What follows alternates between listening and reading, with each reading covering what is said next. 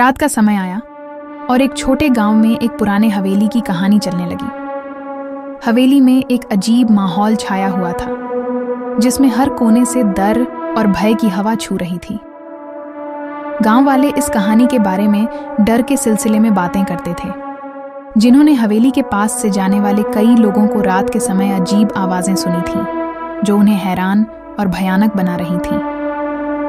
एक रात एक नौकर ने गांव वालों से कहा कि उसने हवेली में कुछ अत्यंत अजीब दृश्य देखा है। वह बताता है कि रात के समय हवेली में अंधकार में कुछ विचित्र रूपों को घूमते हुए देखा गया था।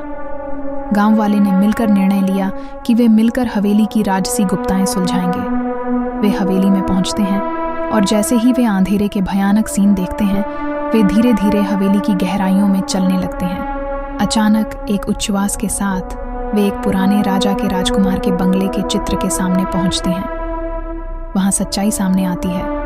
यह सब एक पुराने राजा के प्रतिभात्मक बंगले के आत्मा की कहानी है, जो अब भी वहां अपनी दुनिया में बसा हुआ है, और वह आत्मा उसकी मुक्ति का इंतजार कर रही है। गांव वालों ने समझा कि वे आत्मा की शांति के लिए कुछ करना चाहते हैं, और वे शांति और प्रेम के साथ हवेली से बाहर निकलते हैं। इसके बाद से उस गांव में किसी ने भी हवेली में कुछ अजीब नहीं सुना और देखा।